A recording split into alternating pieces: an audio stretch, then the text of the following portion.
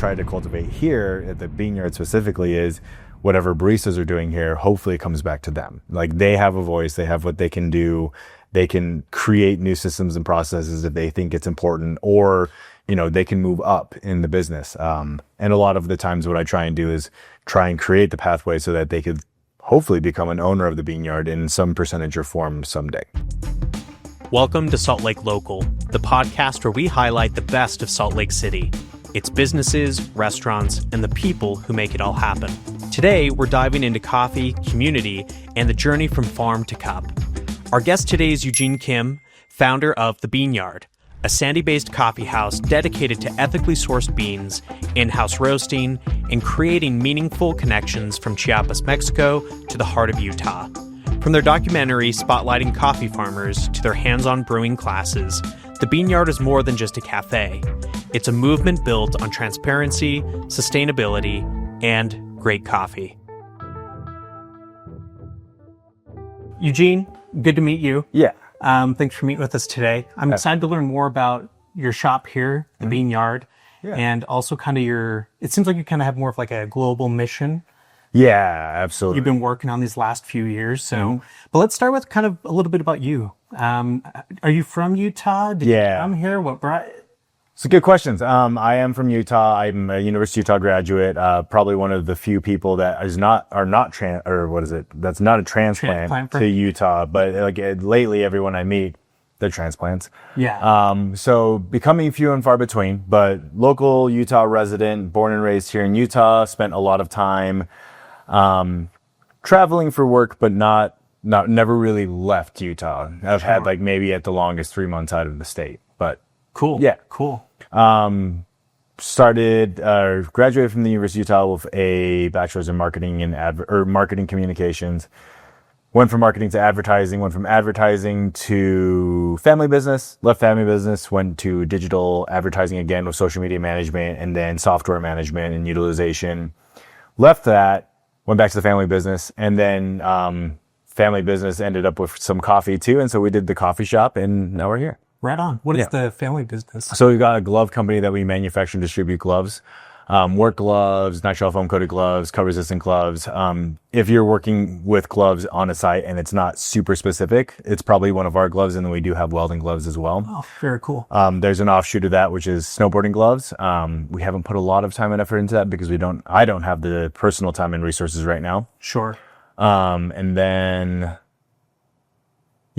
there's a few branches for family business. There's a lot of different. Well, that was one thing that I was curious of was, is this your first, experience in business where you created these connections, started a coffee shop, or did you have prior business experience? It sounds like you kind of grew up in it. In terms of entrepreneurialism or just, being an entrepreneur, there's definitely been a lot of experience. When I was in college, I was part of some entrepreneur groups. One was called The Foundry, which I don't think exists anymore, but it was all about making sure that we learn how to create businesses, create connections, create communities so that we could do more. Well, and with your educational background, I think that really caters to probably the stuff that you do more so maybe with your day-to-day time. Yeah, absolutely. Well, kind of. A lot of it's become more administrative, but one of the things that I learned that I think is extremely important, especially as a business owner, is that if you're the business owner, your main job is to create more business. So create more work for your employees. And then when you've created more work, move on to the next thing to create more work. So marketing and advertising definitely helps with that. But a lot of the times there's also, specifically for the coffee shop, there's green bean negotiations, there's managing contracts, there's figuring out how to manage inventory. There's also delegation of tasks to your managers and so on. So it can get relatively convoluted relatively quickly. But I would say, some of the experience in the past, including, I started an advertising agency when I was in college. I wouldn't say it was super successful. And then I did try to create my own application. I did start a bag business. There was a few different startups that went through that I went through the ringer with. And again, learning experiences, which are really important. But a lot of them I tried to just bootstrap on my own. This is the one where I've actually have employees and it makes a relatively large difference. Yeah. No, I think I think every entrepreneur has to kind of go through and learn some things, start a couple businesses. Oh yeah. Find out, what do I like? What do I not like? What am I going to do different on this next one? Absolutely. And you learn, like there's definitely things about being a business owner where, there's always things that seem extremely exciting and sometimes too good to be true. And almost always those things don't actually do anything for you. It's the things that you would never expect to be good for you that actually are. And at the end of the day, no one really looks at a business and says, oh, like this was like a shoe-in. More often than not, if it's, good hard work that gets put into it, there's going to be a lot of the days where you're not entirely sure. Totally. Yeah. I oftentimes tell people, if you're not willing to put in 5 to 10 years of learning, you probably don't want to be an entrepreneur. Yeah. And I think a bigger part is like a lot of people tend to avoid just jumping into it because it's scary. It can be extremely scary to go from, self or being employed, having a, corporation and or a larger business managing how you get paid. But it came, it got to the point where when I was working with other companies, part of it was just lack of fulfillment. Like you just don't feel like you're really contributing to anything that actually goes to your future. And I think that's been helpful, is that everything that I do comes back to me and it's my fulfillment. And then what I've tried to cultivate here at the Beanyard specifically is whatever baristas are doing here, hopefully it comes back to them. Like they have a voice, they have what they can do. They can create new systems and processes if they think it's important, or, they can move up in the business. And a lot of the times what I try and do is try and create the pathway so that they could hopefully become an owner of the Beanyard in some percentage or form someday. Oh, that's great. That's an interesting concept. That's not a common thing. How did you kind of come to that kind of a setup, I guess? Well, there's been experience. So one of the other companies I worked for was a startup. And when they weren't able to pay me as much as, I would have liked, they offered me options in the business. So you could vest into ownership there. And that's I like that idea if it was executed well. Part of my philosophy is that business should be transparent. I shouldn't be I'd never wanted to be the type of business owner that kept things behind closed doors.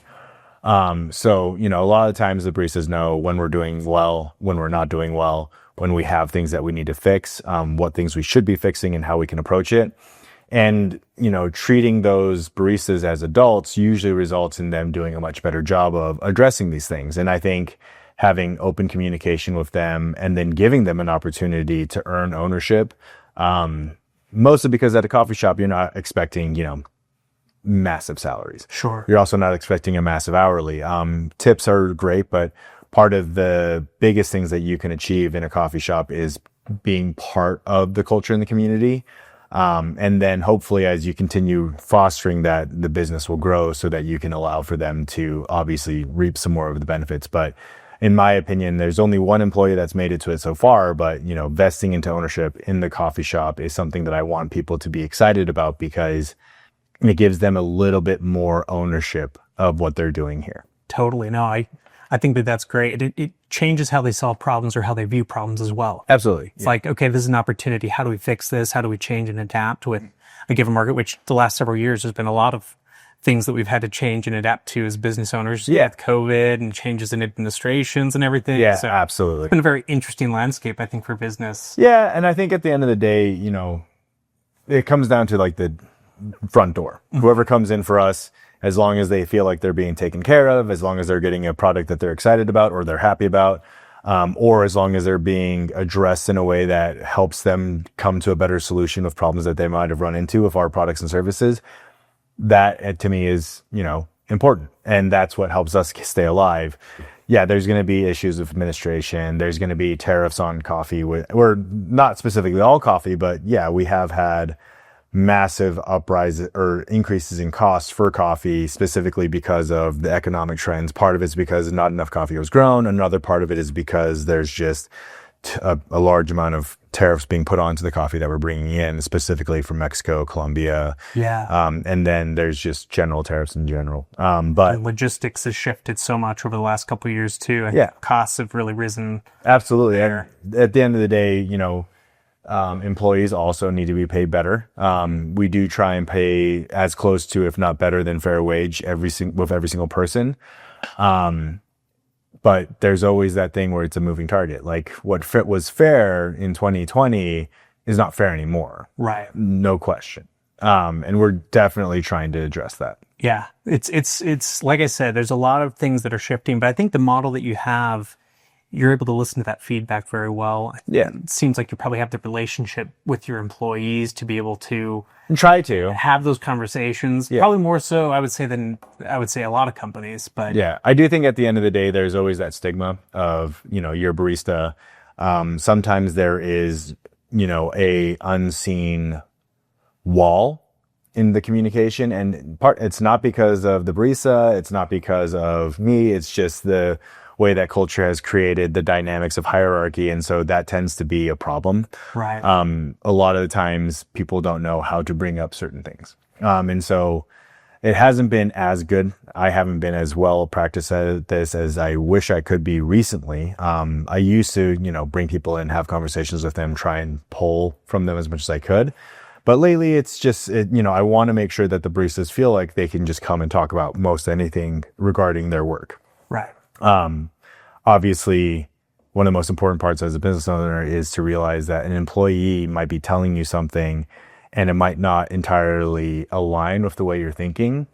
But to me, my baristas know better about what's happening out front than I ever will. Sure. I'll know what's happening behind the business. So I know about how the coffee's coming in. I know about the roasting schedules. I know about our wholesale clients. I know about those things. But a barista coming to me and saying, hey, this customer wanted this is something that we could do to change to make that experience better, I'd probably be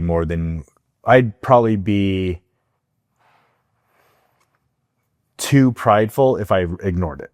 Right, sure. And you kind of defer to the judgment because they're the ones that are interacting front of house with customers day in and day out. Absolutely. And, obviously you can brainstorm with them. And I think that's something that's important is that there have been times where I talk with other baristas from other places, or they come here from a different job, and it sounds like their opinion isn't entirely given the respect that it deserves because they do spend the time. And sometimes the opinion isn't entirely fully threshed out, right? Like there are occasions where they give a process and they give you some feedback, but if you call it and just cut it off because it doesn't make any sense. Sure.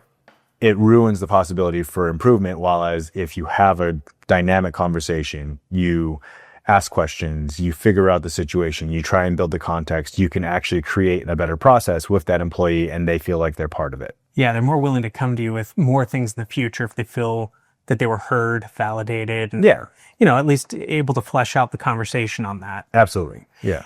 With how did you end up starting the Bean Yard? Like what was the impetus that you were like, you know what, I think that there's an opportunity here. There's a space in the market or something that inspired you to start pursuing? I think the first part is that it was kind of born out of necessity. So this space used to be where we would sell our gloves and distribute all of our work gloves, nitrile gloves. Apparel. It used to be a warehouse. There was no retail store. It was literally just two offices, me, my dad, and then we'd have boxes here. But it got to the point where we were moving out of this location and we had a conversation of what to do because we technically own this space. Out of not the entire mall, but we own this one physical location. And so what can we do to leverage the space in the best way possible? And we had the conversation about doing coffee. That was about 10 years ago, probably. And at that time, I didn't have the experience. I have experience of managing people. I have experience of managing clients. I have experience with a lot of the things had experience with a lot of things outside of technical coffee knowledge. And then about 9 years ago, an individual named Rock came and he opened up the possibilities. So technically out of necessity, but then also to us, it made a lot of sense in this area because there's a lot of people moving to Utah. Not all of them are ending up in Salt Lake City. And when they come, they're looking for coffee and they end up in Sandy. They end up somewhere south out of Salt Lake City.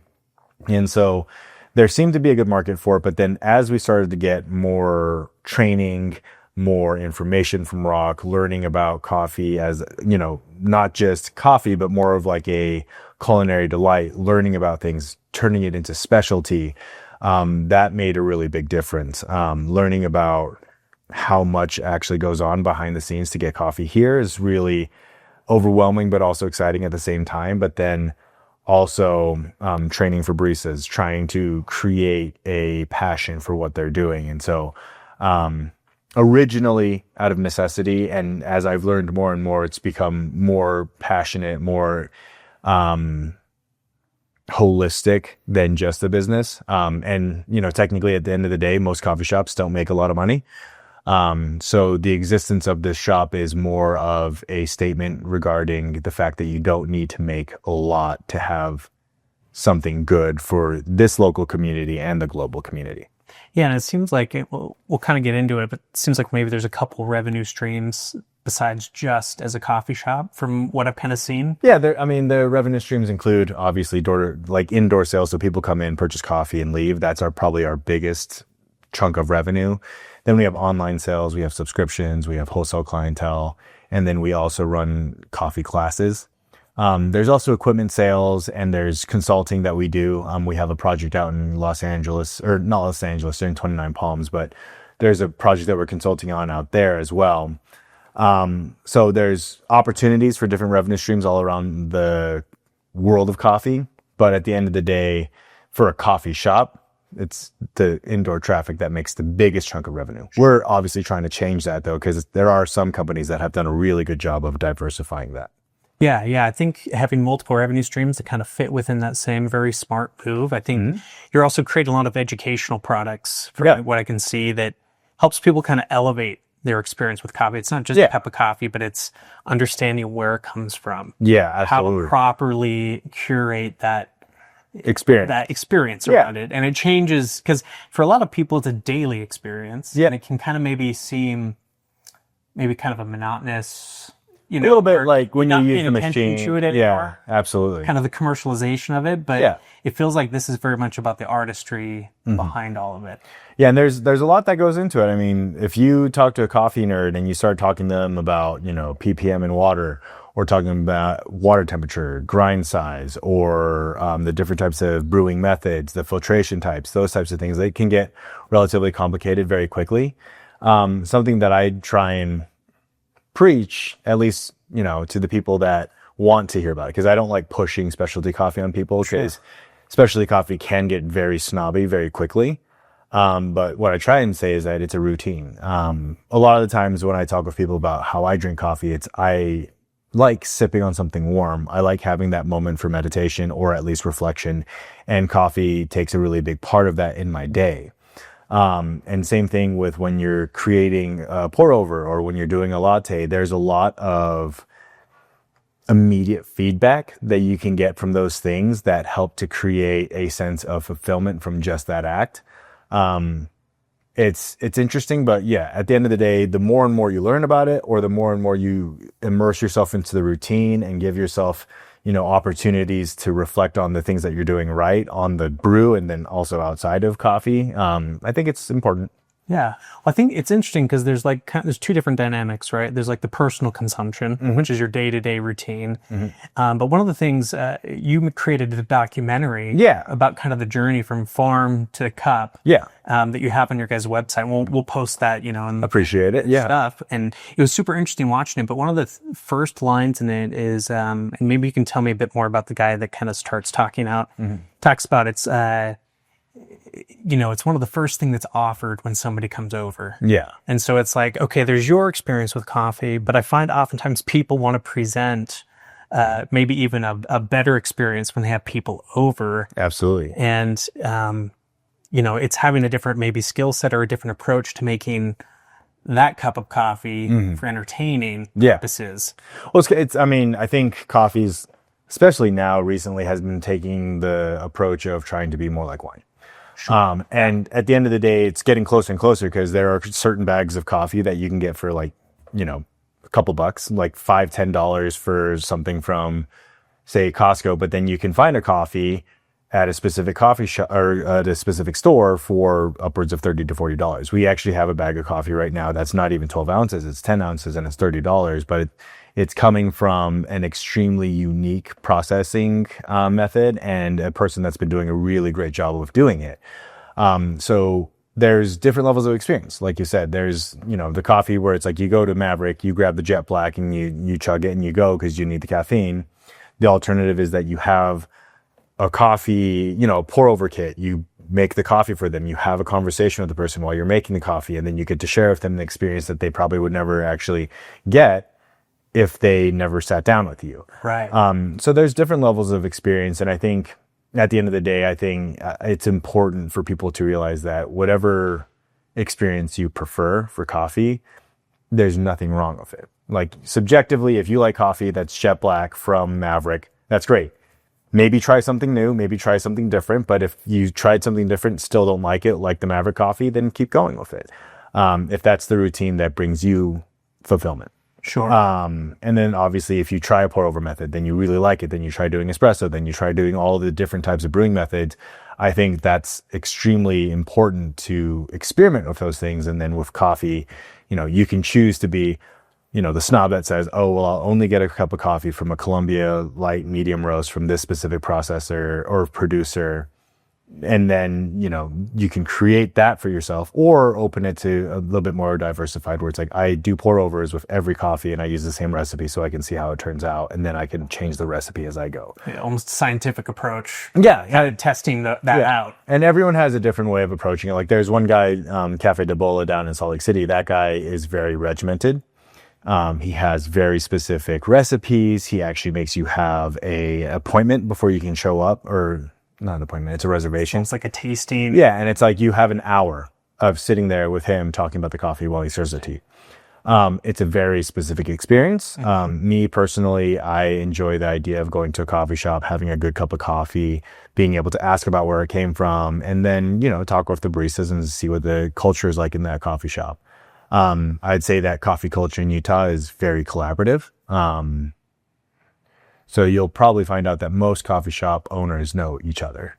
Sure. Yeah. Sure. It's kind of a small world once you get under the hood of it. Yeah, absolutely. Yeah. Well, tell me about, when did you create the documentary? Because you guys have been in business since 2018, right? Yeah. This shop. Yep. And then when did you create the documentary? 2022 is when we filmed it. It took me about a year to edit it because I was trying my best to hammer it out in the way that was, my personal editing skills, putting it out there. I wouldn't say that it was professional. It could have been better. It looks very professional. I mean, yeah, I appreciate it. Great shots, great, yeah. As far as music, and I think the people that you interview, very informational and engaged the whole, I think it's about half hour. Yeah. Well, I'm glad to hear that you enjoyed it. We filmed it in 2022, released in the winter of 2023. And to be honest, there was a lot of conversation of what should we do? Like, should we try and find a distributor? Should we try and find somebody that would back this so that we can continue producing these? Or should we just release it and see how it goes? And unfortunately, with the amount of resources I had available at the time, it's like, I'm just going to release it and see how it goes. And then we'll post about it every once in a while. But it was a really fun experience to go to our direct trade partner, learn a lot more about them.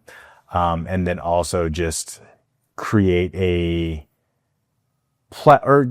educational documentary that doesn't just talk about, the generic stuff. I definitely wanted to bring to light that coffee is more than just coffee. Like, it is an entire culture and it is a massive part of an economy. So yeah, totally. I mean, and it's interesting too, because you see the people that are growing the product that essentially, makes it here to this location that you guys ship out from here in your bagged products, right? Yeah. What was it like do you speak Spanish? No. Okay. No. So you had like a translator. I'm learning Spanish right now because we do have a farm in Costa Rica. But learning Spanish right now, the individual that was taking us around, the first person in the interview, he was able to communicate a lot of it. Cool. Yeah. Harrison was very, very capable. Yeah. And what's kind of the dynamic, I guess, with that farm that you have in the documentary? Do you guys... So that's our direct trade relationship. It's pretty much our flagship coffee. So Mexico is our number one coffee that we have, evergreen all year round. And every bag that we buy from them obviously supports the community education center. And then we also have 10% of our profits promised to them to help support the education centers and then also their school, Ichthus Academy. Tell me more about kind of the education programs that it's supporting, if you wouldn't mind. So the community education centers are specifically there for the pickers. It's so that the pickers have a place for their children to be while they're out picking. And we talk about this inside the documentary, but at the end of the day, our perception in the United States of how a family makes money is completely different than the perception of everyone else in the developing world. Yeah. A family that does not have a lot in Mexico or Nicaragua or Guatemala, wherever they're coming from, they're not going to look at their child and say, oh, I need to foster their, childhood. Yeah. What they see is that we need to make money so I can feed my child and we can live a better, more comfortable life, and they're old enough to help. I wouldn't say that picking coffee is a extremely abusive environment, but it is an environment that's, steep terrain. It's extremely warm. They stay out there for anywhere between 6 to 8 hours every single day on their feet picking coffee, and so it is not an easy environment for children. And so the community education centers are there, one, so that the pickers have childcare. Huge portion of that is that if a picker has to leave their wife at home so that they can go out and pick, but then they miss out on 60% of the possible, coffee cherries that they could pick in a day, it's a massive loss. So they usually, if the kid can't even pick the cherries, they'll just take them out with them. But the community education center is so that the pickers can give the kids a place to be. And then it also helps to combat taking the kids out and pick. Right. Unfortunately, the e-cafe doesn't have, any governing laws that keep children from going out and working. They do their best to deter it as much as possible. But if the picker shows up, they're going to make the decision of what their children does. It is interesting because, even here in the U.S., it was not that long ago that we were a farming nation. Oh, yeah. And everyone worked the farm, and it was a family affair. Yeah. And obviously, different conditions are involved. Yeah. That can be looked at differently.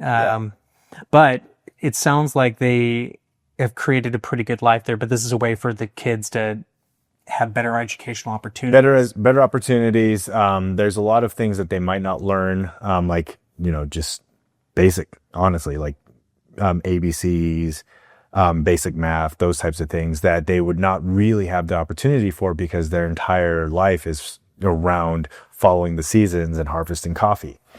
Their school, Ichthus Academy, is a little different. It's in the city of Chiapas, and the main goal of that one is to educate the future leaders of Chiapas so that it can help foster a continuous sustainable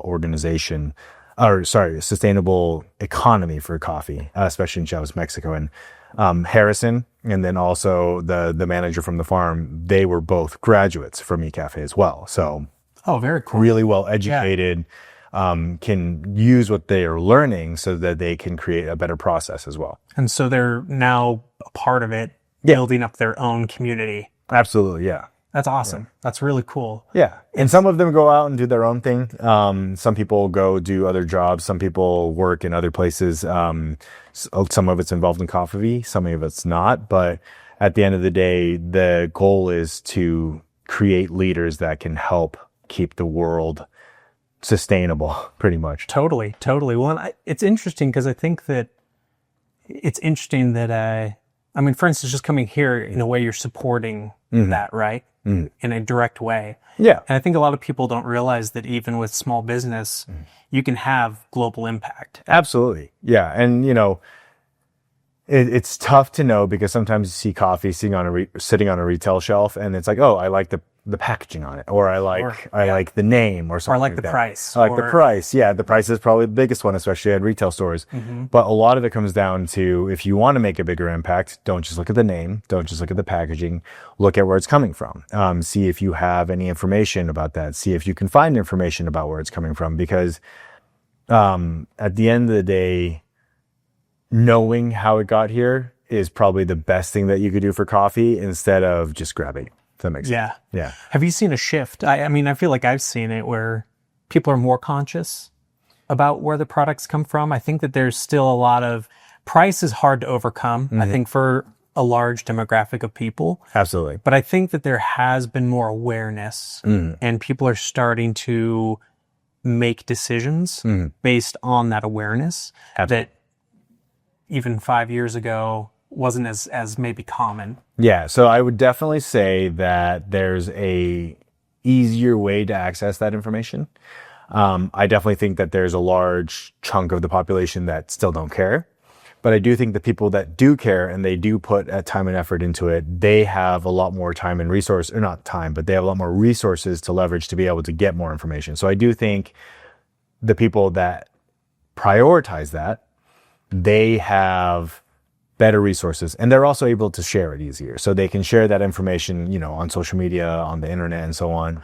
What I would say is that there seems to be a divide between knowing too much and knowing too little. And that seems to be something that is outside of coffee too. So it comes down to anything you wear, anything you consume. Yep. Your electronics. Yeah, absolutely. It's in everything. As far as, with your businesses directly, what's, I guess, the way that the everyday person could kind of learn more about where each of their, what are the things that they should look for in buying that coffee if they are concerned about that and they want to support a positive cause rather than just, big business type? Yeah, absolutely. I do think there are some packages that do a really good job of explaining what this coffee shop does, why they're doing it. I would say most specialty coffee roasters, if you find their coffee on the shelf, there'll be an origin. There'll be information about the flavor notes, the elevation, those types of things. When you see that, you can have, a lot of trust knowing that some time and effort went into getting this coffee, and also getting it in a way that's fair and that is either beneficial to the producer, or you have comfort knowing that the importer is going to ensure the producer got treated fairly. That's the biggest thing, is that you can check those boxes. And then if you really want to spend a little bit more time, I would actually just research the company. Just check out and see, are they, do they have a mission behind it? Are they just selling coffee? And, just selling coffee doesn't mean anything wrong. It's just, at the end of the day, if you want to support something that has a cause, just make sure to check it out. Yeah. No, that's very cool.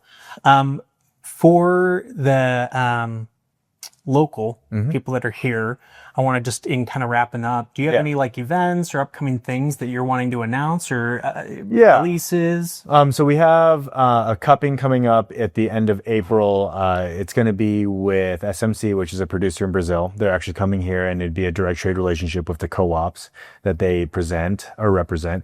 And then we have a latte throwdown that's coming up on May 3rd.